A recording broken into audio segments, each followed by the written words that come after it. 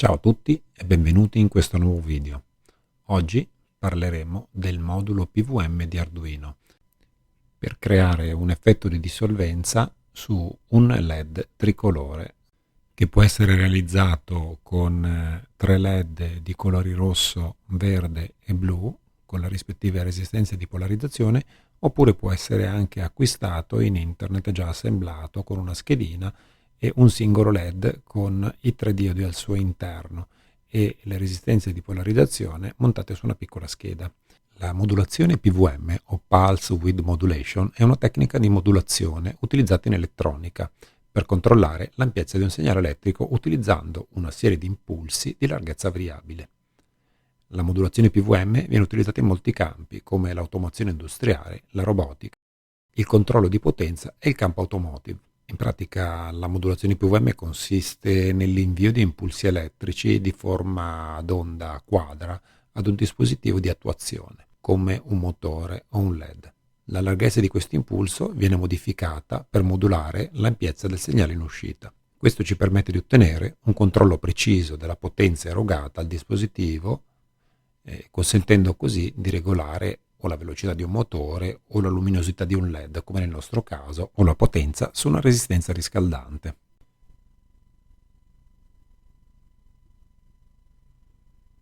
In pratica, la variazione dell'intensità luminosa del LED con la variazione della larghezza degli impulsi PWM funziona in modo un po' diverso, in quanto l'ampiezza della tensione che controlla e alimenta i LED rimane sempre costante, ma varia il duty cycle, e quando il duty cycle aumenta, cioè il tempo di accensione del LED è più lungo rispetto al tempo totale dell'impulso, l'intensità luminosa percepita dall'occhio aumenta. Al contrario, invece, quando il duty cycle diminuisce, cioè il tempo di accensione del LED è più breve rispetto al periodo totale dell'impulso, l'intensità luminosa percepita dall'occhio diminuisce, ma questa intensità luminosa percepita è un po' come una media dell'intensità luminosa percepita in un intervallo temporale, quindi è una media di più impulsi percepiti, quindi se questi impulsi sono più brevi, l'occhio, facendo una media, una sorta di integrazione temporale, percepirà un'intensità luminosa minore o maggiore a seconda dell'aumento o della diminuzione della larghezza degli impulsi.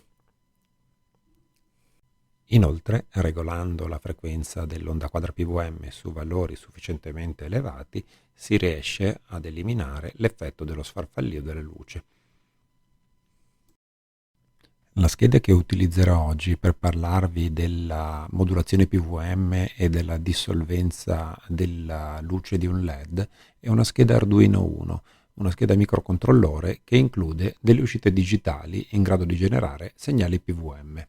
La scheda Arduino Uno dispone di 6 pin con uscita PWM, quindi dotati di moduli PWM, e sono riconoscibili sulla serigrafia della scheda dal simbolino tilde, quel simbolino dell'alternata. E in pratica i pin che hanno questa funzione sono i pin digitali 3, 5, 6, 9, 10 e 11. Nella board che ho realizzato utilizzeremo 3 uscite PWM, quelle connesse ai pin 9, 10 e 11, per pilotare in PWM rispettivamente i LED R, G e B del modulo LED tricolore. Quindi una volta realizzate tutte le connessioni con una breadboard all'Arduino Uno e il modulino LED tricolore, oppure i 3 singoli LED con le resistenze di polarizzazione, si può passare alla parte di programmazione del microcontrollore. Ma vediamo prima come è strutturato lo sketch che ci permetterà di utilizzare i moduli PWM della scheda Arduino Uno e vedere come vengono creati gli effetti di dissolvenza e intensificazione dell'intensità luminosa dei 3 LED. Allora, facciamo prima alcune premesse. La prima riguarda i pin digitali utilizzati in PWM, che come abbiamo già detto sono il 3, il 5, il 6, il 9, il 10 e l'11, ma noi utilizzeremo solo questi 3. E altra cosa da dire è la frequenza impostata di default, che se non viene regolata è di 500 Hz e noi l'abbiamo lasciata a questo valore. Invece la frequenza minima che può essere impostata nei moduli PWM è di 31 Hz. Invece la frequenza massima raggiungibile dipende da quali moduli utilizziamo. Se utilizziamo i moduli connessi ai pin 3, 9, 10 e 11, possiamo generare un segnale PWM con frequenza massima fino a 8 MHz.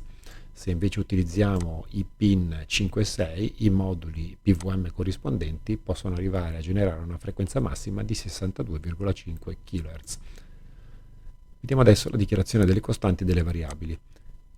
La prima è questa: il LED pins è un array di costanti a valore intero che corrispondono ai pin connessi ai LED, che sono il 9, il 10 e l'11, mentre il current LED è un valore che viene impostato a 0 e che ci indica il LED corrente.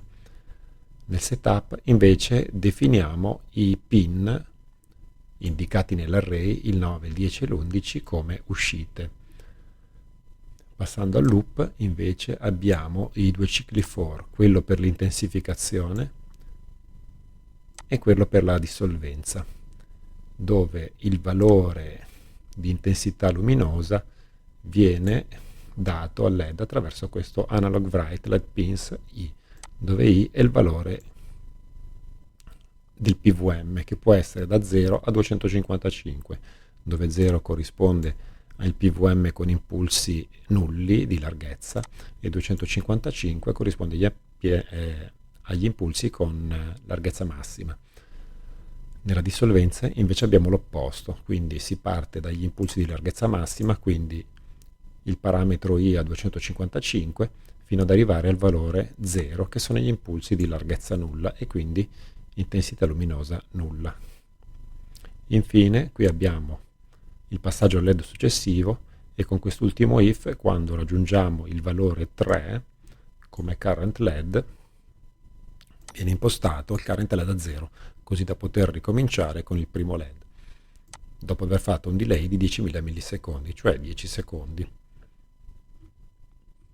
L'applicazione pratica che ho scelto di realizzare e dalla quale poi è nata l'idea di questo video è stata quella di illuminare la grotta del presepe e quindi creare un effetto di luce con dissolvenza e intensificazione con delle temporizzazioni che sono state definite a livello di firmware.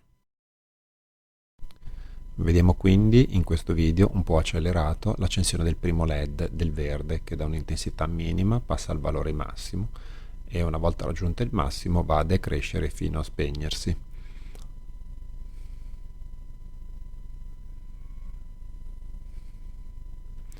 Successivamente si passa al secondo LED, che è il blu, che raggiunge la sua massima intensità e poi decresce fino a spegnersi.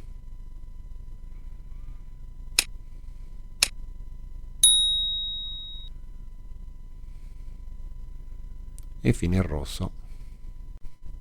Non male, Ma immaginate cosa si può fare. Questa è solo una semplice applicazione. Si potrebbero veramente controllare carichi di ogni tipo e realizzare effetti veramente notevoli. Arduino Uno dispone soltanto di 6 pin PWM, ma l'Arduino Mega ne ha ben 14, quindi le potenzialità aumentano notevolmente. Bene, a questo punto direi che abbiamo finito e se il video vi è piaciuto iscrivetevi al canale e lasciatemi un bel like. Inoltre, se volete ricevere tutti gli avvisi automatici ogni volta che carico un nuovo video, cliccate anche sulla campanellina. Adesso vi saluto e ci vediamo alla prossima. Ciao e buon divertimento!